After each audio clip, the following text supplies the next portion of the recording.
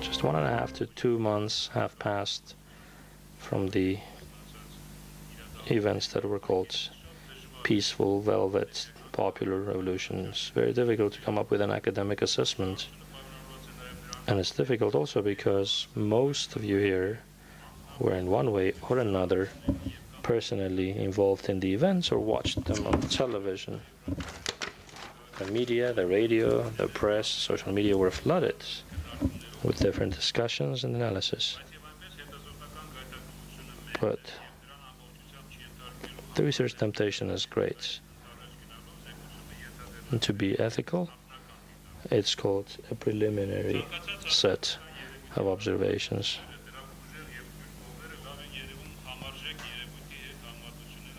Any social phenomenon needs to be compared to something of equal value to be assessed correctly.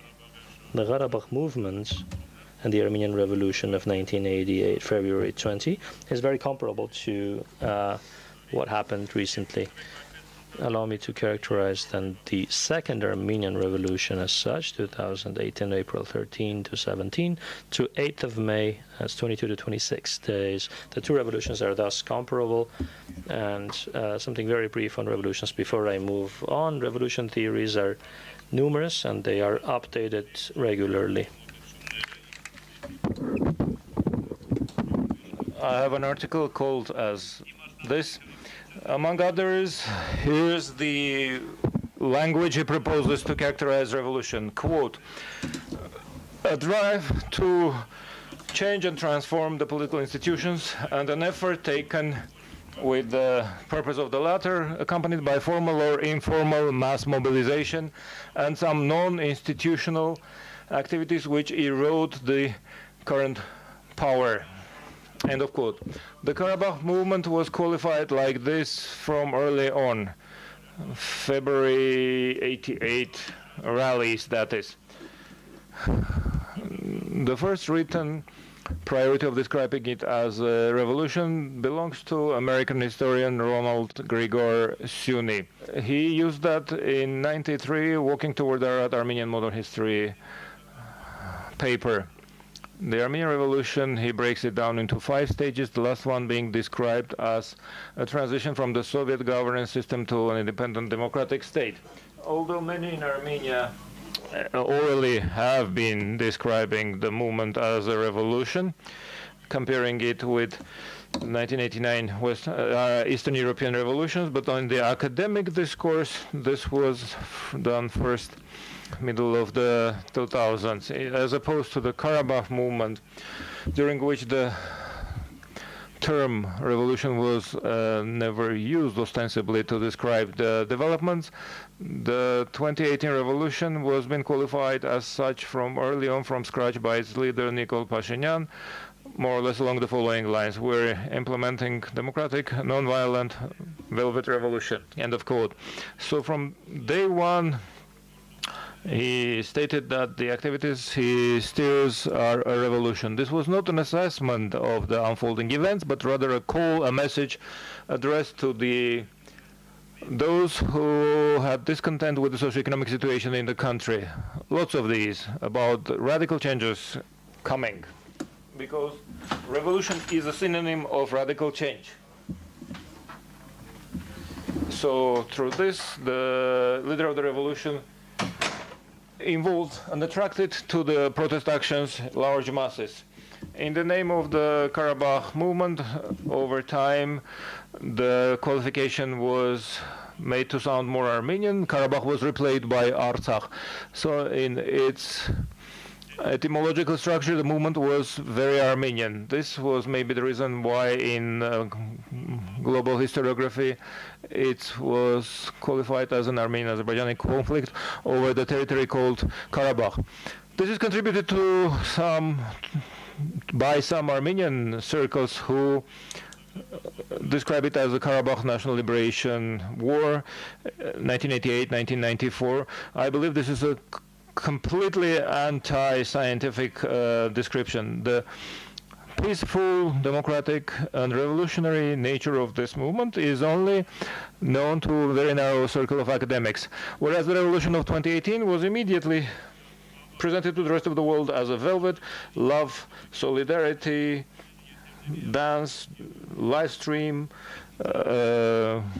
rallies, revolution. By such self-characteristics, it became much more perceptible to the rest of the multicultural world.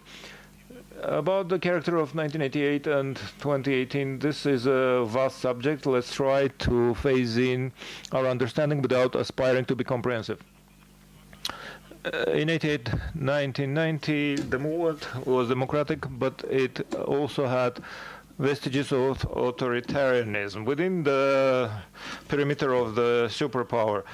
There was a single-party system gradually cracking under pressure. The mass protests were assessed as jeopardizing the state.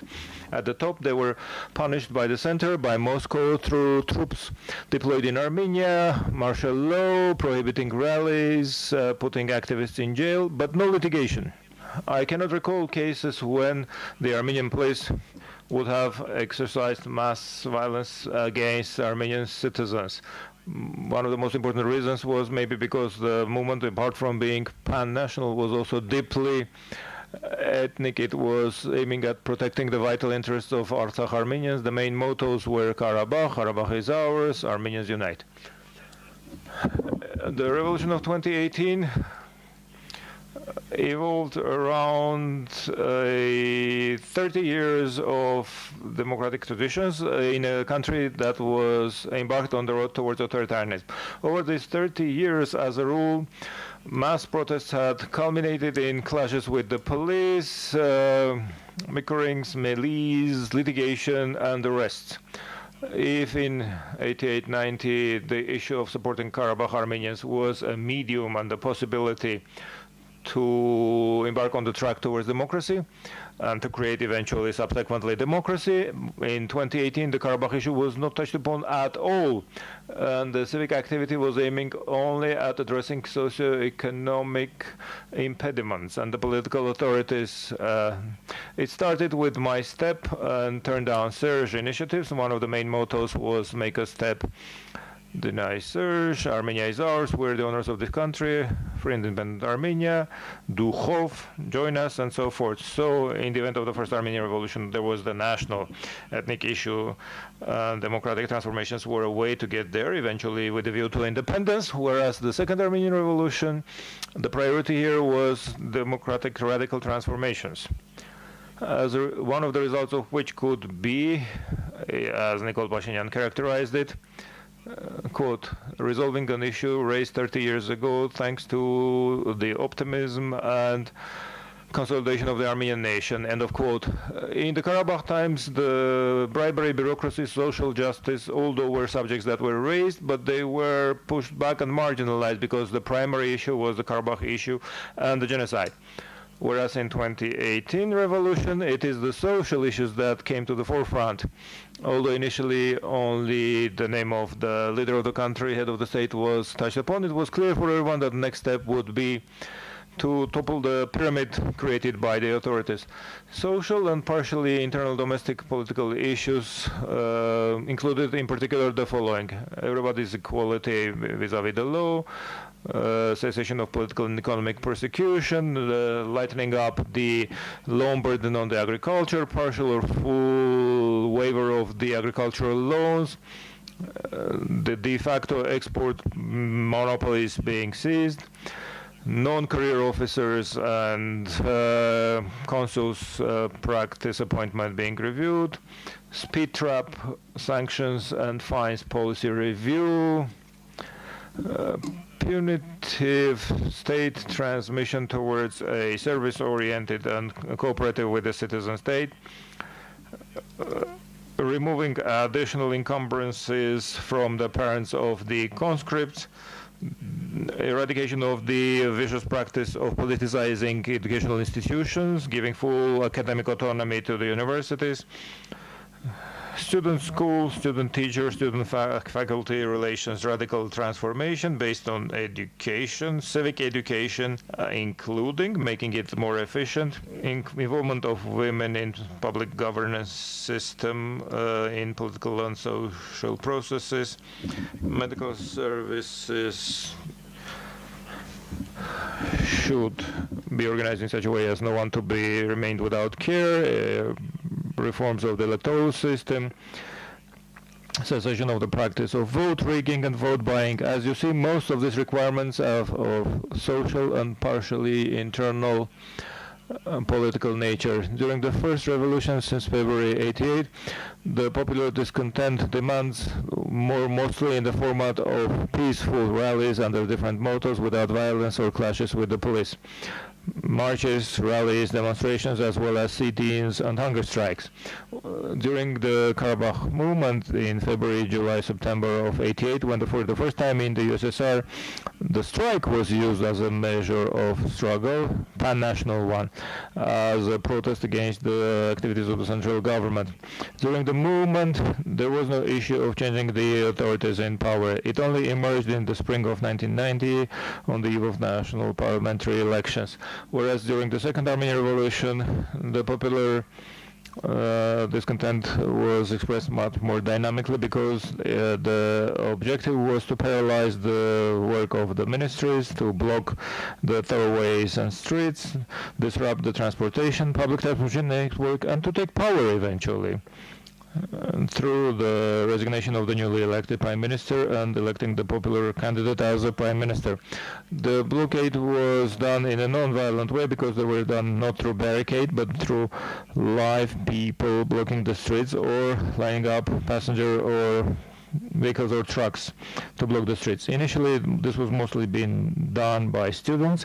Eventually, they were joined in by students from the general schools as well as middle-aged citizens. It's characteristic that during the movement there were also cases, I am referring to 1988, when the Marutyan Avenue was blocked by young people lying across the street to prevent the APCs entering the Opera territory.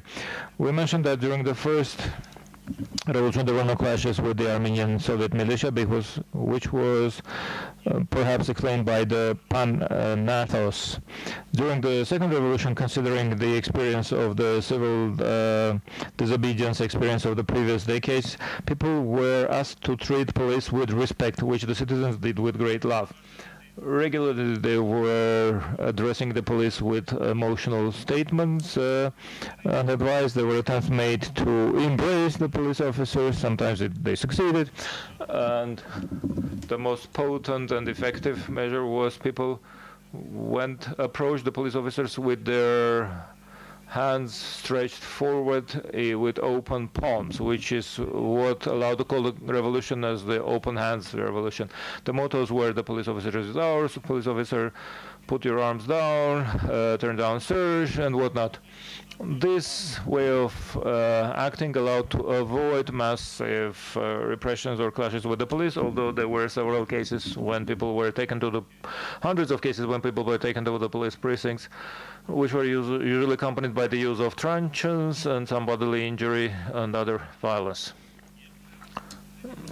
For both revolutions, various formats of dialogue were characteristic. During the Karabakh movement, this was expressed not only in continual verbal discussions between strangers or those who knew each other, as well as continual communications between the Karabakh committee, the people, and the close to the authorities. And there were lots of jokes that emerged along the way, but also in the iconography.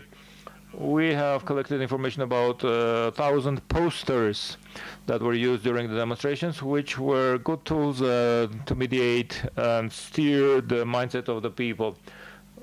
There are up to 22 thematic groups that they break down. Another feature characteristic of the movement was that from early on, the central focal point of the rallies in the Opera and Freedom Square subsequently, there was a whole medley of gender, age, ethnic breakdown. These dividing lines eroded. There was a fraternal atmosphere which many today recall with nostalgia. The second revolution lasted very shortly. It was mostly expressed through verbal mottos, and although attempts to dialogue with the police as a rule were left unanswered, this did not disillusion the people. Persuasion, arguments, and attempts to engage in a dialogue were taking place between those who blocked the road as well as the drivers and officials who tried to pass through. The common citizens, even if they complained about the public transportation being paralyzed, still took this with an understanding, hoping that these activities will contribute to toppling the regime. The posters of the second revolution in its quality and quantity were inferior to the ones used in the first revolution. Instead of the former banners in 2018, in tune with the 21st century, there were computer generated and printed images. In 88, similar posters were a rarity. 30 years down the road, it was just the opposite. They were duplicated stuff. But humor, jokes, puns were abundant in both cases, which contributed not only to the declared love and solidarity, but the real love and solidarity atmosphere. The most important accomplishment of both revolutions was overcoming the fear that was infused in the people for decades. The fear was inseminated by the Soviet reality and the repressive apparatus in the party committees, blacklists, and whatnot, and the authoritarian authorities who were inclined to beat up the people, offering the prospects of litigation. The researchers look at multifaceted, gradually liberating mindset. At the same time, there was uniformity and common will of the people around the most pivotal issues. Those who have overcome fear and found their dignity, the citizens in both revolutions came up with wonders and miracles of self-organizations. Already in March '88, 1 or 2 weeks in the wake of the first demonstrations, hundreds of work teams. Once Igor Marutyan mentioned the number 2,500. Karabakh committees came into being in various institutions to support the national movement. These were similar to the popular fronts. This was the alternative of a kind to the party, Young Komsomol, or union committees in the plants and industries. These were more than support groups, and in almost no time, most of them took over the public activity organization and guidance role. During the second revolution, things developed so fastly that it never got there. The streets were blocked by people who came to know each other already while in the ranks. But this was sufficient to act jointly and in an organized way.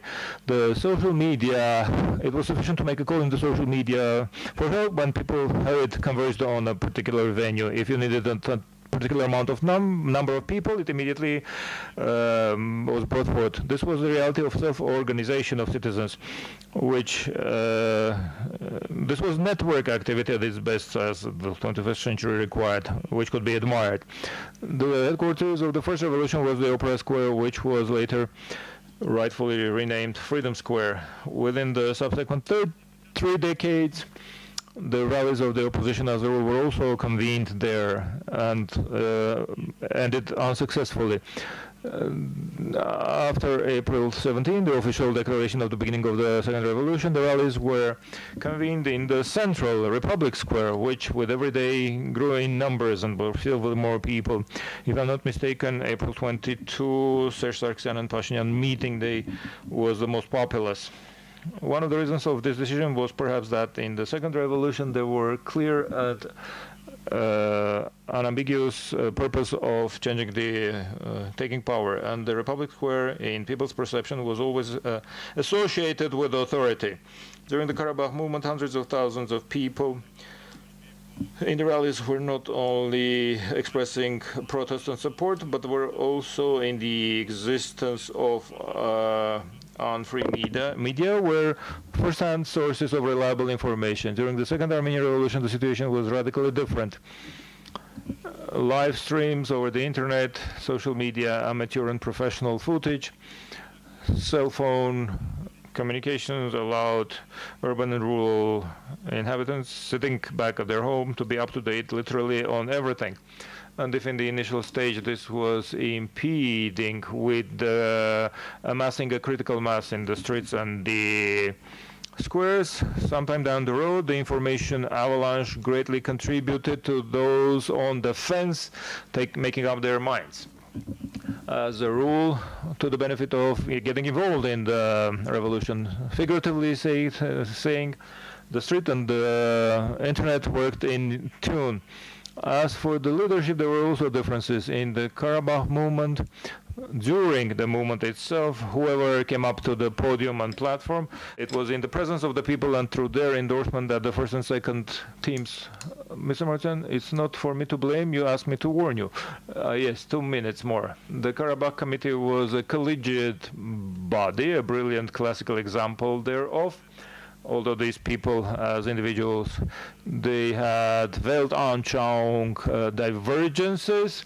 And the Second Armenian Revolution, we were already dealing with just one single political force, in which case, notwithstanding whatever's called the podium or the platform, there were several people standing there, most probably heads of the party board or management. There was no collegiate body. In the past it was committee, whereas now they were chanting only Nikol. So there was only one leader in this case. The first revolution culminated in August 23 when the Armenian Republic was proclaimed through independence declaration. And the second revolution culminated on May 8 when the Fourth Republic was proclaimed, but I believe this is something that will happen in the wake of the new elections. The parliament, as the result of the Karabakh movement, in the first statement there, the head of the state said there will be no disenfranchisement. That is, people who have illicitly enriched themselves will not be facing justice.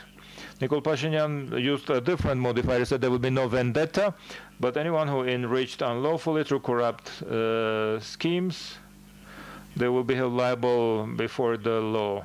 This is an important item because the unlawfulness by the authorities have transgressed every boundary. An important thing happened. Lots of stereotypes crumbled, both in the first or the second revolution. Let me reflect just on two of these. During the Karabakh movement, there was this opinion that the Soviet Union was a very strong power, and there's no possible way to do anything against it, the small nation. That was the stereotype broken. In this case, the second revolution, there was this mindset that there's nothing you can do against the Republican Party, but in both cases, apparently, a simple truth was reinstated, that you can do anything against the people. There's nothing you can do against the people.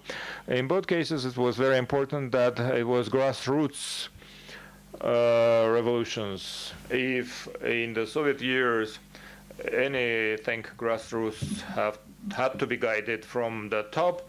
In the event of Karabakh movement, it did not work out that way. By the same token, on the eve of this revolution, they were setting forth various ideological adages that authorities could only be replaced by parliamentary means, that any other alternative was qualified as a street fight or armed rebellion. Tigran Sargsyan was writing articles about revolution being impossible in Armenia. Apparently all of this didn't work. In both cases, the revolution won. In the first case, the Artsakh Armenians were saved from physical extermination. They created their own nation state. In the second case, radical changes took place in the approaches of the Armenian authorities towards the resolution of their Artsakh conflict. And the democratic transformation takes place also in the authorities of Karabakh, Artsakh, that strengthened the internal stability.